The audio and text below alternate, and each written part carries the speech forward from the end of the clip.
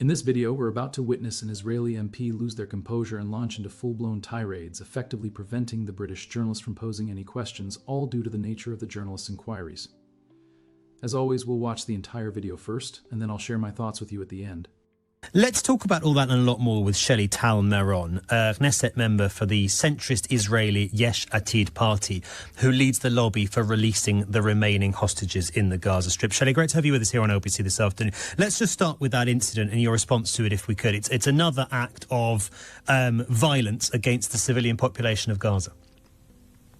Well, first of all, thank you for having me. You know, the situation in Gaza is very complicated. It's been 648 days since this war started. We still have 50 hostages in Gaza, among them one woman. We'll speak about that shortly, I believe. When it comes to what's happening in Gaza, you know, we've been bringing tons and tons of humanitarian aid into the Gaza Strip. It's very complicated, the distribution of the humanitarian aid, since Hamas is very much embedded within the civil, you know, the population within Gaza.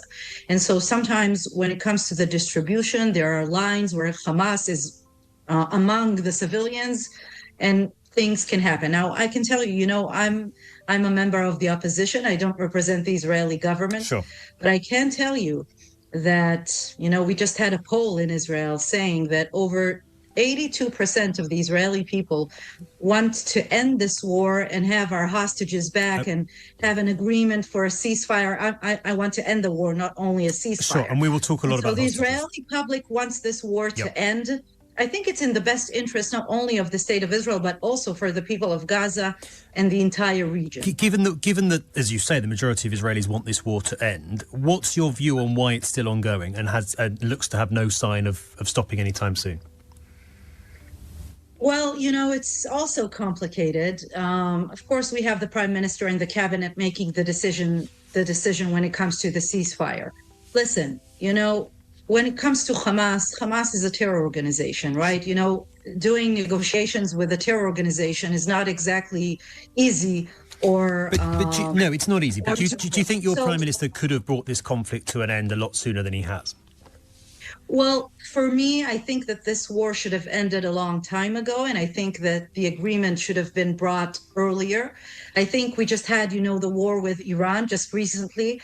And of course, when it comes to the war with Iran, I completely justify the government for fighting with Iran because it's an existential threat to the state of Israel. In terms of Gaza, when it comes to Gaza, I'm saying out loud that I think that this war should have ended sooner. I think it's in the best interest of Israel to end this war, to bring the hostages, start rehabilitating our country, and also start rebuilding a new entity in the Gaza Strip for the day after, since nobody wants Hamas to control the Gaza Strip. Of course, not when it comes to the security side of it and not the civil life in Gaza.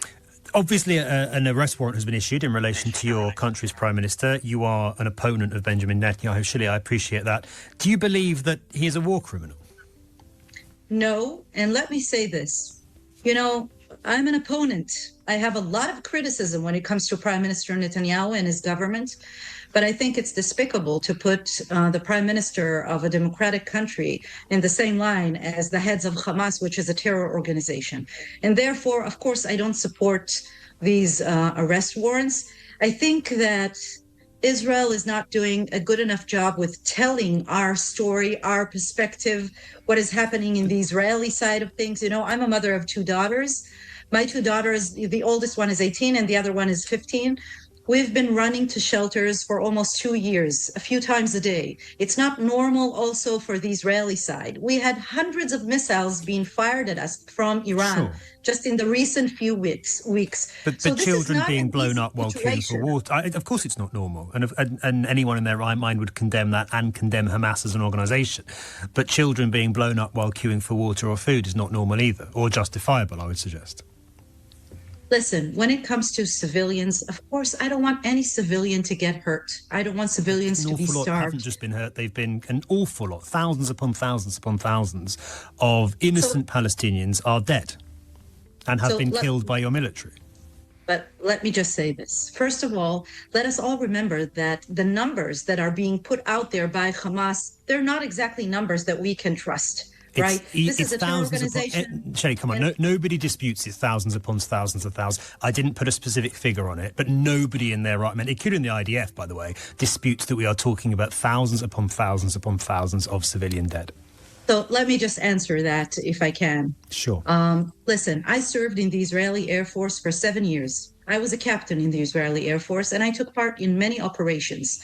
When I sat at the ops room where you control an operation and a civilian would come close by or a child, we would stop the operation immediately.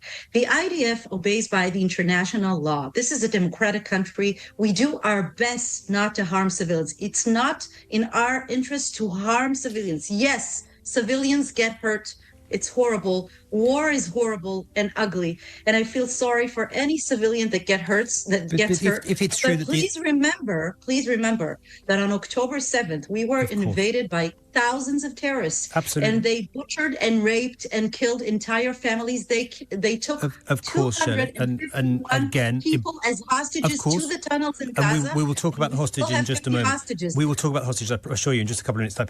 But just on the issue with Gaza, you say the IDF abides by international law. Why do so many international law experts across the world, therefore, why have so many of them come out and said not only have war crimes been committed, but they believe that Israel is conducting genocide in Gaza? Why have so many of them said that?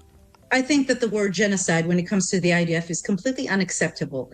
This war was imposed on Israel. We did not want this war. And I've said earlier, I'm an opposition member and I support the end of this war. But that does not make our IDF soldiers criminals.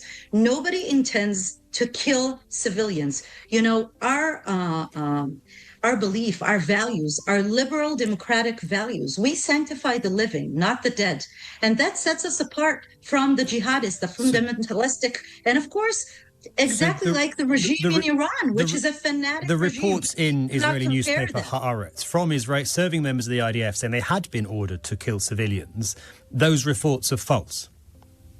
I believe they're completely false. You know, my daughter is a soldier. She was enlisted 4 months ago. I know my daughters. I know her morals. I know the way that she was taught. There is no way that our soldiers are deliberately trying to kill civilians. That is unacceptable in any way. And of course, if something that is not supposed to happen, it should be interrogated. We should check it out. Like any democratic country, we have a judicial system and we need to take care of that. But when it comes to our army, I completely believe that we do our best not to harm civilians. But yes, they do get hurt within this war since Hamas is embedded within the population. Don't forget that Hamas has missile launchers. I haven't forgotten it. I want to ask about the hostages because schools and kindergartens and homes. I want to ask you about the hostages because you are the leader of the lobby for releasing the remaining hostages. Some of what was said in that clip is, frankly, questionable or just plain false. The conflict didn't start on October 7th. Do a little digging, and you'll find out this has been brewing long before then. Defenders often claim Hamas started the war, giving them the right to defend themselves following the October 7th attacks. Sure, self-defense is a nation's right. But when does self-defense cross the line into genocide?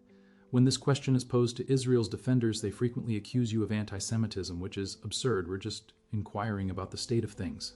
The 1948 Genocide Convention defines genocide as acts intended to destroy, in whole or in part, a specific national, ethnic, racial, or religious group, involving physical harm, mental harm, or conditions leading to the group's destruction.